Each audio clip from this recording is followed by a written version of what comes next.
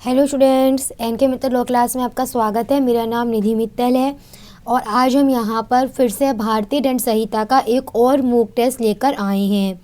तो चलिए फिर अपनी आज की क्लास स्टार्ट करते हैं। आज का पहला क्वेश्चन आपके सामने ये रहा। पब्लिक न्यूसेंस, लोक न्यूसेंस भारतीय दंड संहिता के तहत कौन सी धारा में परिभाषित करा गया है? Option A section 268, option B section 264, option C section 266 या फिर इनमें से किसी में भी नहीं। तो सही आंसर है पब्लिक न्यूसेंस को भारतीय दंड संहिता के सेक्शन 268 में बताया गया है। क्वेश्चन, भारतीय दंड संहिता की धारा 103 के अनुसार संपत्ति के प्राइवेट डिफेंस का अधिकार का विस्तार मृत्यु कायद करने तक किन परिस्थितियों में हो सकता है? Robbery, house breaking by night, mischief by fire, all above. Answer all above.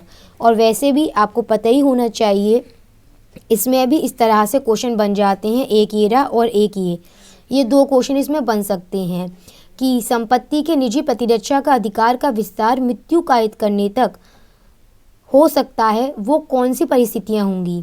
एक तो हमें ये पता होना चाहिए और कौन से सेक्शन में बताया गया है इसे।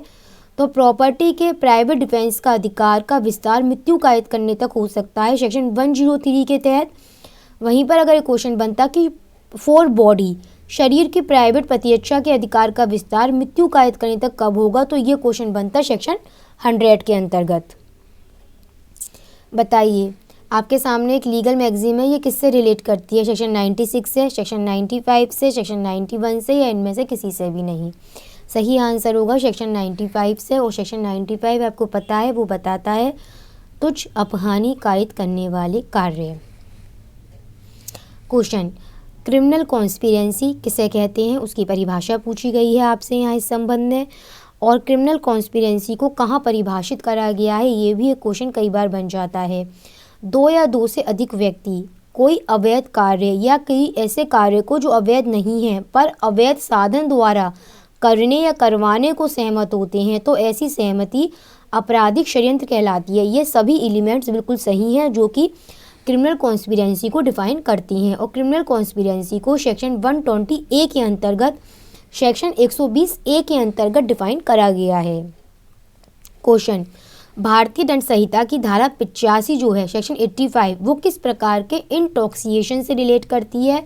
वो यहाँ पर इस संबंध में इनवॉलेंट्री, अस्वैच्छिक इंटॉक्सिएशन से रिलेट करती है। क्वेश्चन, भारतीय दंड संहिता की कौन सी धारा अनसाउंडनेस ऑफ माइंड से रिलेट करती है, विकृत चित्ता से रिलेट करती है? सही आंसर है सेक्शन 84 इससे रिलेट करता है। क्वेश्चन, भारतीय दंड संहिता की कौन सी धारा आवश्यकता के सिद्धांत से रिलेट करती है, डॉक्ट्राइन ऑफ नेसेसिटी से रिलेट करती है? सेक्शन 81 है। भारतीय दंड संहिता की कौन सी धारा के तहत मिथ्या साक्ष्य देना परिभाषित करा गया है? सेक्शन 191 के अंतर्गत बताया गया है।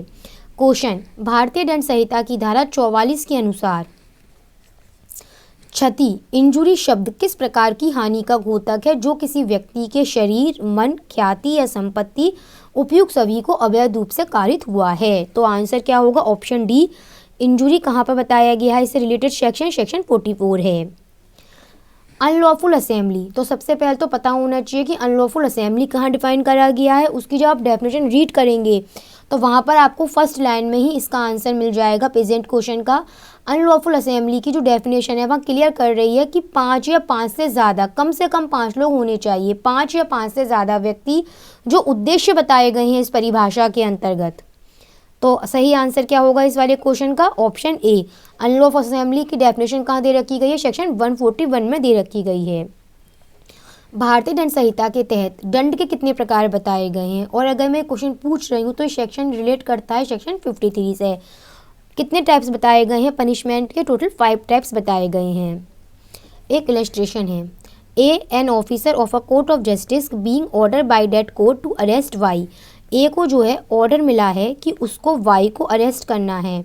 आफ्टर ड्यू इंक्वायरी, यहाँ पर ए की तरफ से सारी अपनी तरफ से मालूमात कर ली गई, इंक्वायरी कर ली गई। अब वो यहाँ पर ये विश्वास कर रहा है कि जेड ही वाई है और ये समझते हुए यहाँ पर वो जेड को गिरफ्तार कर रहा है। क्या यहाँ पर ए ने कोई ऑफेंस किया है? बताइए क्या आंसर होगा। ए ने यहाँ पर कोई ऑफेंस नहीं किया है।